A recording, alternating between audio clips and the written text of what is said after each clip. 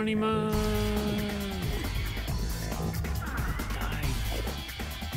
Don't want you in my base. Hi and welcome back to my Tekkit world again. And before I say too many times, here's a quick problem that's been bugging me for some time. So I have here this mercurial eye, and one of the things it can do is transmute things into a different type of block. In this case I've got selected stone, and it's set to transmute mode, and I can go there and it will happily transmute things as needed. I'm going to ignore you. But when I get to certain bits of gravel, such as these, it won't do it. And then on other occasions with gravel, different orientation, different layout, something about it, it will work. So if anybody knows why it does that, greatly appreciated, because it bugs me when I'm going around trying to tidy up the gravel that's lying around my base. So here we go, up to the changes that have happened since the last update. So first of all, in here I have added a little mechanism to disable this zombie mob spawner. Now that might seem an unusual thing to do, but the reason is, and that was 2 more that have snuck in. I'm not going to say not going to say I'm not going to say Right, the reason I've added that in is because I've been working close to that zombie spawner quite a bit. So I've just added a lever here which just turns on all these lights and prevents the zob spawner. I like that, zob spawner, that'll do. Okay, that was an okay, that wasn't an I'm not allowed to say at all. Oh, I'll have to use this. Alright, switch it into creation mode and put the blocks in that way. I'll have to remember that that one's not the block. Right, so first of all, round this area, I've tidied up this door. So I had this piston door here, and you could open it from the inside fine to go and have a look at what was happening outside, but you couldn't open or close it from the outside. Now there's a lever there, which is the secret door to get in and out that way. Hey, go away! Yeah. Hey, go away! Why have you spawned there? Whoa, that was close. Okay. So these interdiction torches didn't do the job very well. Where did you spawn? Where have I got a dark spot? Let's see how close I can get. There we go. That was very close to causing a lot of annoying damage. That was not an nearly was. Okay, in we go again. So close that and close that. Right, so I've tidied up this bit. You've now got a neater way down here. Looks more like a access ladder type thing. I've changed the floor pattern fairly pointlessly, and mostly I've been working on this. Now because that's closed, I've had to leave myself a little secret way in here. First of all, you'll notice much more room in this area. I was watching the video back and it just all felt very claustrophobic, much too close to all the bits and pieces. So I've pushed this wall back, I've moved the battery box for the bluetricity up there, and I've also opened out this bit here, which is where the bluetricity was flowing along, and there's now a route down here to the back of the mob spawner. Just kill those off so they shut up. Okay, that was not another I'm not going to count them again. Right, the other thing is that here, this disk drive is now available, and you'll find in there's a basic disk. So I can now boot this computer up into running MS Basic, or a close approximation thereof, rather than Forth, and I have done some playing around with that to see if that was any easier to program for what I wanted, but actually I've gone back to using Forth. And what I'll show you on here, if I run, oops, caps lock needed, loop it, which is a very simple command. It's going into a loop showing me what inputs are being pressed, and And if I go over here and press green, that detects that as an input, and over here you'll see did -1 say it detected one of the buttons had been pressed that it needed to, and then it kicked off a loop to open the door. And then after a few seconds it will print what value it was it got, 4096 in this case, and go back into a loop waiting for the next input. That does mean you can't press multiple buttons at the same time and have them queued up, so you can only press one and then you have to wait for it the whole time. But it does work. So I now have buttons that can open and close the doors, and to prove it I'll wait on this side. Be interested to know if people think this works as a glass door, whether actual glass blocks would look better. I've used these glass panes, glass panels, one of the two, so that you get the frames around them. And yes, that was another Okay, so I can now open and close this from both sides perfectly fine. I've also tidied up the wiring behind here a lot compared to how it was before. So this bit now has more space to get in and out. The reason for that was I needed to give myself room to get under this, because it made sense to bring this wire up a little bit to give it a straighter run across. Now I can't quite keep it up at this level because this area here has to be down a bit to give these room to go up and join on. If you actually have these directly next to a block where the coloured wire comes down, it doesn't join. It has to be on the same direction and plane. So we've now got those that look quite neat there. We've got the bluetricity now swaps over in a neater way. So it actually disappears under the floor here from the battery box up there. So it now comes down in the wall nice and neat and disappears into a bit of trunking to swap round and go underneath, rather than more obvious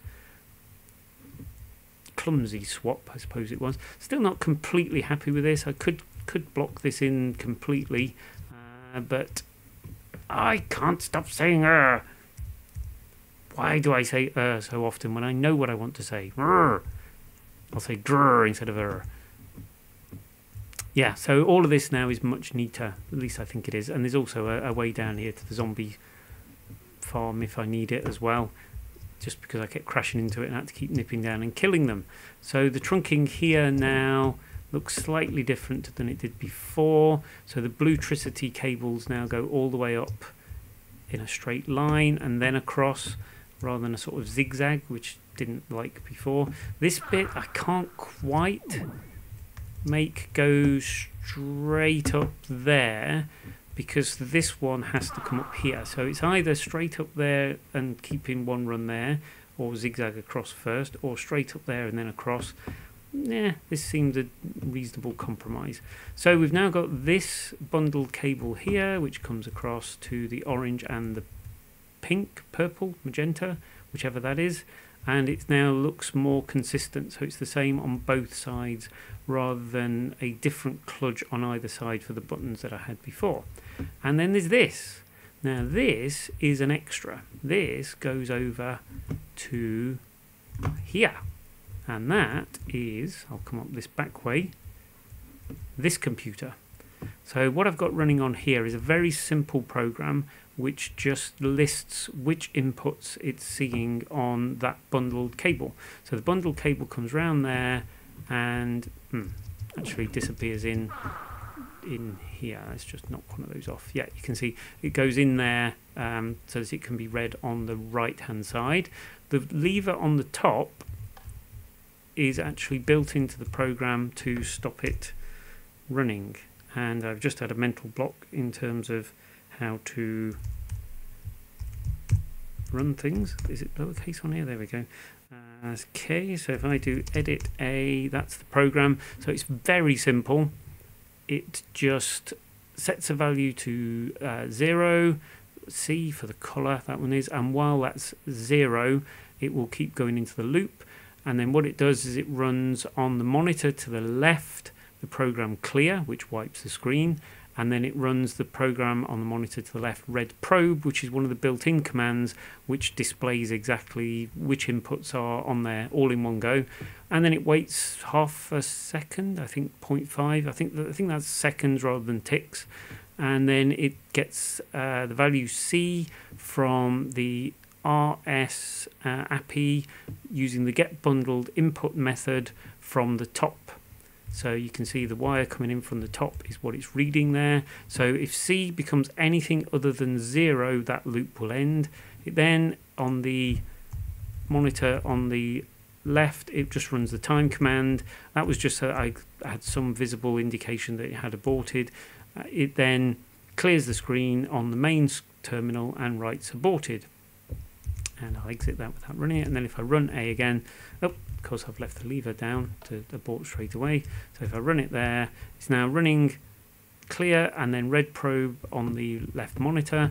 So this is actually looping through clearing, drawing over and over again, and what it's telling me is that there's no redstone inputs, but there is a bundled cable input on the right using bit 16, which is the yellow wire, and it does all this decoding and everything for you all automatically. These computers are much nicer to program than these. However, I've started on that one and I wanted to have something running on that one, so I did. But what you can do is now, if I press, let's close the glass door. So the glass door is busy closing. You can then monitor on here that that computer over there is pulsing the green wire as well as the yellow wire. If you remember, yellow is the input to tell me that the main door is closed at the moment. So the yellow one will stay on the whole time, and the green is pulsing to step this closed as it goes. So similarly, I can open the main door, and it will be very laggy now while the main door is opening. You can see it there in the background, busy opening, and you can see that here it's pulsing now just white on and off, and the reason yellow is now no longer on is because the door is now no longer open.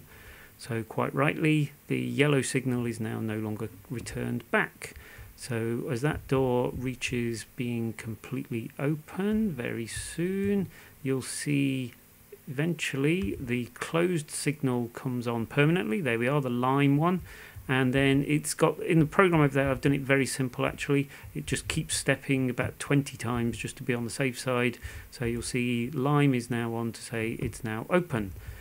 And then when we do close, it does a similar thing, pulsing through with the blue signal all the way. Now, as you can see, because of the way the program's worked, if I hit these doors, this door unfortunately stays locked, hence needing the emergency exit over here.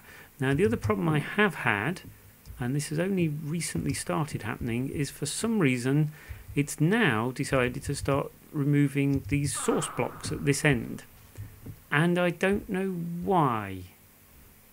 Haven't figured that out yet. It doesn't seem to happen every time, but it has started happening sometimes.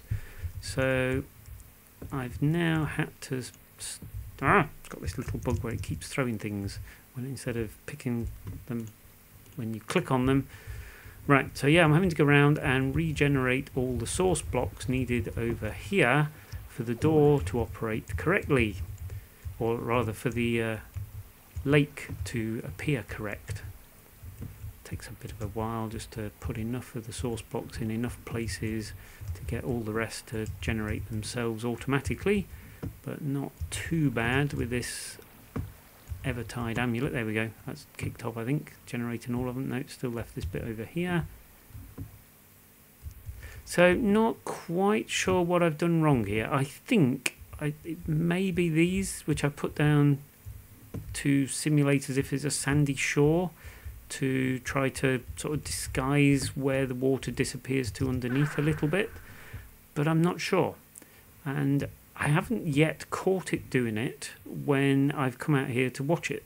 So I've gone from in there, setting the door, opening, whizzing out here and watching it, going in, setting the door to close again and whizzing out here to watch it, and when I do that, the source blocks don't disappear.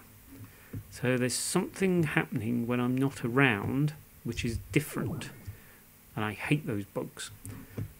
Okay, the other thing I'll need to do obviously from that creeper that had snuck in there is to have a look at the lighting issues. So I think that's... oh, make sure this door's shut. I think that's mostly it.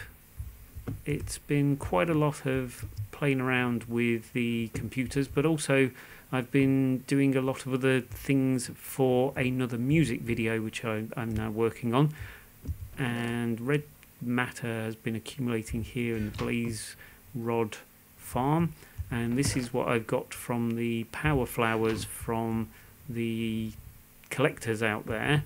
And you can now see that the blaze rods, I think, are beginning to outstrip the production from the power flower out here. So even if I go and collect the latest ones from here, I think there will have been more collected from the blaze rods in the same time. So yeah, only barely one stack there, and I think it's added 3 or 4 stacks now, oops, missed, to the blaze rod EMC farm instead. So this over here is now out competing the one out there, almost 2 to 1 perhaps, something like that maybe. I think that's it. If there's anything else I've missed, I think I've done the tour around here, tidied up. I have tidied up this little bit over here as well. Yeah, I'll just give myself a banister to run up on that side to get up to the top. That's a minor edit. So not a lot else. These do seem to step fairly reliably now. I could probably go back and rewrite the code to not include as many extra steps to be on the safe side. And I think the answer to making this work a lot better is multiple computers. So rather than trying to write one program on here, which would keep stepping each of the doors at the same time in a loop, which is what ideally I wanted, I think the answer is to have multiple computers which talk to each other with one control computer. So I'll have a computer that listens to the inputs and sends a message to a computer to tell a door to either open or close. So I think that's one computer to listen to these inputs, one to listen to these, and one computer to control that door, and one computer to control this door, and then similarly for everything else. And by using the wireless modem things on here, I think there's a relatively easy way of using these type of computers rather than those, which are much easier to deal with. I mean, this is so easy to put programs on a disk and back them up and to keep them safe and so forth. So on here, you can just CD to disk, oops, if I could type, and list the files on there. And I've got the program called Startup, which is the program to start doing the monitoring.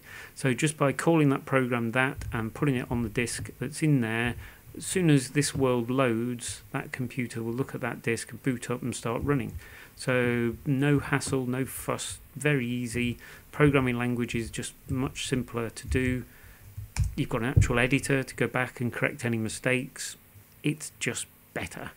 Anyhow, I've waffled on way too long, and there's other things that I ought to probably do in here if I'm going to get anywhere. I need power. I haven't bothered doing any of that stuff. Most of the things, when you see people playing Tekkit, they spend all their time producing lots of electricity so that they can then use it for all the machines to then build all the stuff. Instead, what I've done is I've tended to use the red matter to generate the raw materials and build batches of things that I need manually. So I think I want to set up things using pneumatic pipes, give myself a huge storeroom with loads of metals in and all the other bits and pieces, and then use pneumatic pipes to draw on those resources as and when needed. Maybe even add condensing chests so that I can then just dump raw EMC in and it will split it between the different types of metals to repopulate the chests, particularly because if EE2, Equivalent Exchange 2, comes in, and I did try to use this world with it, then all the red matter stuff, or at least as far as I'm aware, all the red matter stuff disappears. So all that red matter that I've been accumulating in this thing behind me would be to naught. So before I could upgrade to anything like that, I would have to convert all of that red matter into something that's going to remain useful. Oh, and the other thing I'll probably do before I do any of that is to rig up a remote control for this. So it's a very simple thing to do now. All it needs to be is a wireless redstone signal that joins on to the same signal as these two buttons, and that will be it. So I'll just need to run anywhere where the bundled cable is, two wireless signal inputs onto the relevant colours for these two doors, and then I'll be able to open and close this door from anywhere in the world, I think, but certainly anywhere where the wireless redstone signal will reach. And that's it for now. So see ya, bye.